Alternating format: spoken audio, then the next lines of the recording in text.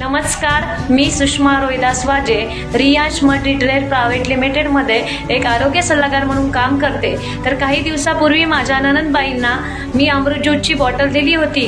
तर त्यांना 8 वर्षानंतर प्रेग्नेन्सी राहिलेली आहे. तर तुम्ही त्यांच्या तोंडून त्यांना आलेला रिझल्ट ऐका. नमस्कार, मी अनिता विष्णू सोडकादे. मी सुषमाताईंकडून हे औषध घेतलं होतं अमृत ज्यूसचं. मला 8 वर्षानंतर प्रेग्नेन्सी राहिलेली. मी फक्त 2च बॉटल घेतल्या आणि त्याच्यामध्येच मला ही प्रेग्नेन्सी राहिलेली. हर हर रियांश, घर घर रियांश.